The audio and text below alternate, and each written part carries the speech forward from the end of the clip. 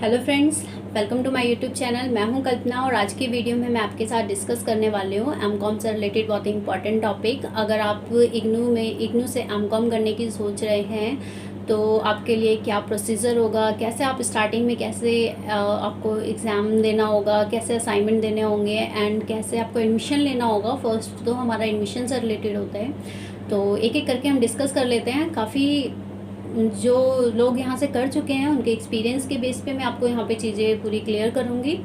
तो चलिए स्टार्ट करते हैं। तो देख लीजिए, सबसे पहले अगर आपकी ग्रेजुएशन कंप्लीट हो गई है और आपका रिज़ल्ट आ चुका है तो इस केस में आपको एमकॉम में एडमिशन लेना है। तो आपके माइंड में तो चल रहा होगा मैं एडमिशन लेना है, लेकिन इसके लिए आपको टाइम से सबसे पहले एडमिशन की डेट्स क्या चल रही हैं वेबसाइट पे जा के चेक करना है। जैसे ही आपको इग्नू, जैसे मान लीजिए इग्नू से ही कर रहे हैं हम, इग्नू का ही टॉपिक है हमारा आज का, तो इग्नू से ही आपको एडमिशन लेना है तो आप इग्नू की साइट पे जाइए और डेट चेक करते रहिए। जैसे ही एडमिशन ओपन हो जाते हैं तो वहाँ पे आपको हाईलाइट इस तरह से कुछ देखने को मिल जाएगा, आप देख सकते हैं स्क्रीन पे।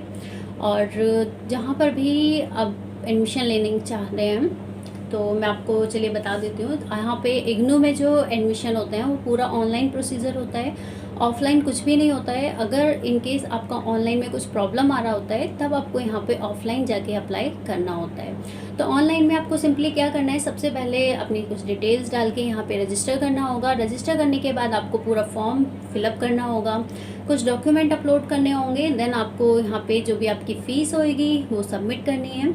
फ़ीस सबमिट करने के बाद आपको यहाँ पे एडमिशन मिल जाएगा। तो फ़ीस के बारे में मैं आपको बता देती हूँ सबसे पहले कि फ़ीस भी यहाँ पे आपका, अगर आपको बुक्स भी चाहिए इग्नू से तो बुक्स भी प्रोवाइड कराती है हमारे इग्नू यूनिवर्सिटी। तो अगर आपको बुक्स चाहिए तो उसके लिए आपको एक्स्ट्रा चार्ज पे करने होते हैं फ़ीस के साथ। इन केस आपको बुक्स नहीं चाहिए, आप ऑनलाइन पढ़ लेंगे, ई बुक से भी पढ़ लेंगे, तो इस केस में आपके थोड़ी जो चार्जेस हैं वो कम लगेंगे, तो फ़ीस आपकी उसी के अकॉर्डिंग कम हो जाएगी। तो ये आपकी पहली चीज़ हो गई। दूसरी चीज़ मैं आपको डॉक्यूमेंट से रिलेटेड बता देती हूँ। जब आप इग्नू में एडमिशन लेंगे तो एडमिशन लेने के लिए आपको कुछ डॉक्यूमेंट अपलोड करने होंगे। तो हो सकता है आपको डॉक्यूमेंट समझना है कि इसमें क्या क्या मांगा गया है। तो देखिए मैं आपको बता देती हूँ। जैसे आपने ग्रेजुएशन अभी कंप्लीट की, जस्ट आपका रिज़ल्ट आ गया। रिज़ल्ट आने के बाद आपने जहाँ से भी अपनी ग्रेजुएशन की है, बीकॉम किया है, तो उसी यूनिवर्सिटी में जाके आपको प्रोविज़नल सर्टिफिकेट लेकर आना होगा, जो कि हमारा 6 मंथ्स के अंदर अंदर वो हमें प्रोवाइड करा देंगे। अगर आप 6 मंथ्स के अंदर ही एडमिशन कहीं पे लेते हैं तो आपको वहाँ पे प्रोविज़नल सर्टिफिकेट यहाँ पे स्कैन करके आपको सिंपली अपलोड करना होगा।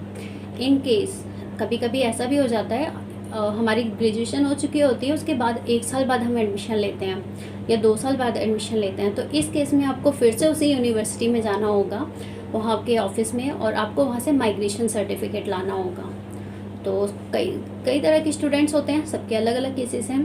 तो आपको यहाँ पे माइग्रेशन सर्टिफिकेट लेके आना होगा।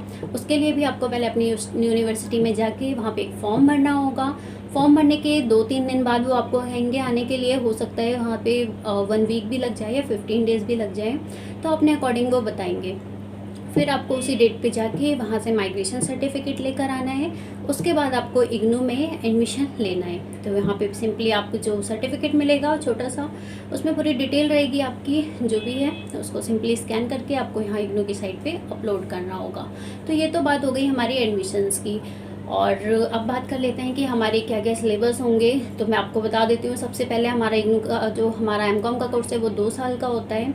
मैक्सिमम हमारा 5 ईयर होता है। 5 ईयर में आपको कंप्लीट करनी होती है आपकी जो हमारी मास्टर डिग्री होती है। तो एमकॉम को ही मास्टर डिग्री कह सकते हैं हम। और अगर आपका इन केस 5 ईयर में कंप्लीट नहीं होता है तो आपको अगेन फर्स्ट ईयर से एडमिशन लेना होगा।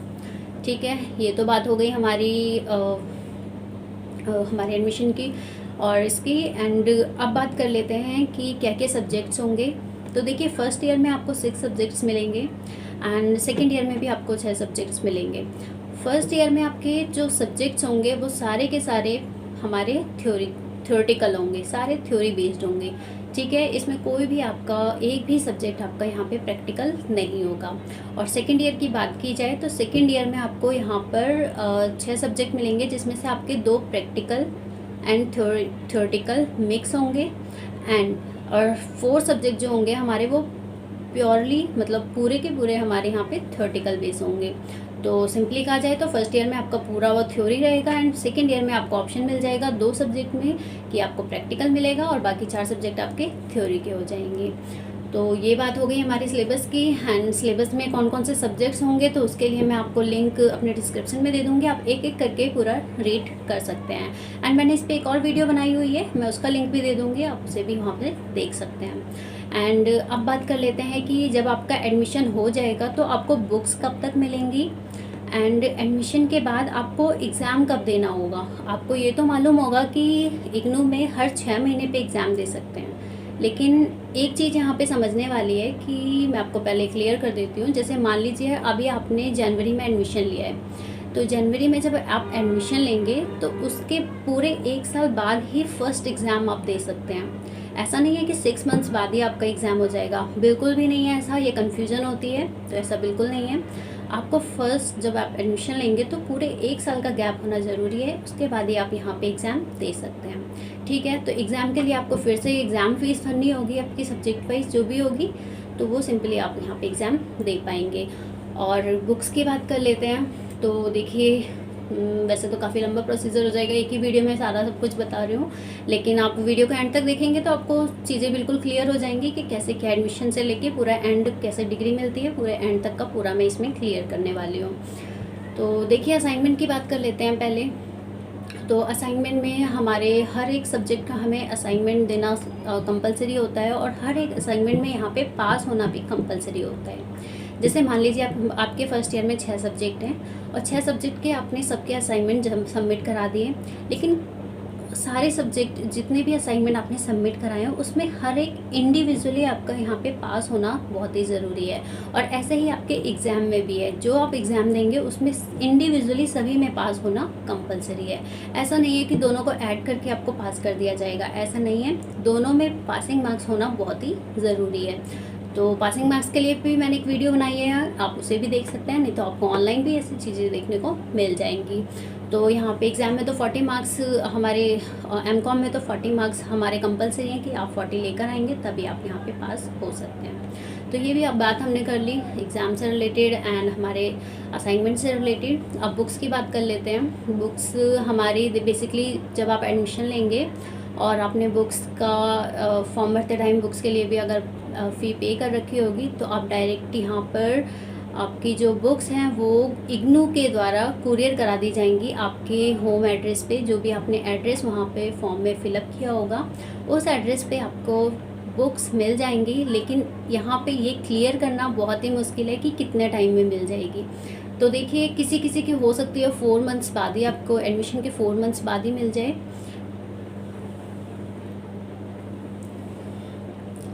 हो सकता है आपको 4 मंथ्स बाद ही मिल जाए या 6 मंथ्स में भी मिल जाए या फिर एग्ज़ाम से 4 मंथ्स पहले मिल जाए। तो ऐसा कुछ भी क्लियर कट नहीं है, तो ये चीज़ आपको समझने वाली है।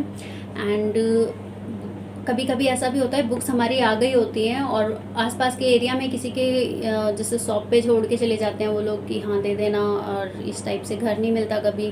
इनकेस कभी कभी वापस भी चली जाती हैं, किसी के यहाँ जाती हैं वो लोग ढूंढते ही नहीं है कि ये बुक किसकी है, वो पड़ी ही रह जाती हैं। तो ऐसे भी केस हो जाते हैं, वो डिपेंड करते हैं एरिया वाइज। अगर ईजिली अगर वो घर ढूंढ लेते हैं तो वो कुरियर ईजिली कर पाते हैं, नहीं तो फिर वो कुरियर वाला है जो आता है वो किसी को भी देके चला जाता है, ये भी होता है। तो थोड़ा सा ध्यान रखना होगा, अपने आसपास के एरिया में पूछ लेना, आपकी जो भी शॉप होंगे या फिर जहाँ पे कुरियर वाले देकर जाते हैं मोस्टली वहाँ पे भी आप पूछते रहें। ठीक है, तो ये चीज़ भी क्लियर मैंने कर दी है। इसके अलावा ई बुक्स जैसा कि मैंने बताया, इन केस आपकी बुक्स ना आए तो आप यहाँ पे ऑनलाइन भी पढ़ सकते हैं। ठीक है, ऑनलाइन पढ़ने के लिए आप ई बुक्स इग्नू कंटेंट करके भी एक ऐप है, उसे डाउनलोड कीजिए। वहाँ पे जो भी आपका कोर्स है उसे सिलेक्ट करें और फिर सब्जेक्ट सिलेक्ट करें, आपको पूरा पीडीएफ मिल जाएगा। आप पीडीएफ से भी पढ़ सकते हैं। इसके अलावा आप नीरज पब्लिकेशंस की बुक्स प्रेफर कर सकते हैं। लास्ट ईयर के क्वेश्चन पेपर सॉल्व करेंगे तो भी आप डेफिनेटली पास हो ही जाएंगे। और अब बात कर लेते हैं, हमारी बुक्स की बात हो गई, असाइनमेंट की बात हो गई, एडमिशन की बात हो गई और एग्ज़ाम की बात हो गई एंड सभी चीज़ें मैंने कवर कर ली हैं। अब मैं बात कर लेती हूँ फर्स्ट ईयर में। मान लीजिए आपने एडमिशन लिया, 1 साल बाद आपने एग्ज़ाम दिए, एग्ज़ाम देने के बाद आपकी बैक आ गई 2 सब्जेक्ट में मान लीजिए, तो जो 2 सब्जेक्ट आपके होंगे वो नेक्स्ट 6 मंथ में ही आप उसका जो है एग्ज़ाम दे सकते हैं। अब यहाँ पे आपको 6 मंथ्स का जो हमारा प्रोसीजर है वो आप पे एप्लीकेबल हो जाएगा, ठीक है। तो फर्स्ट ईयर में आपका 1 ईयर का गैप होना कंपलसरी है।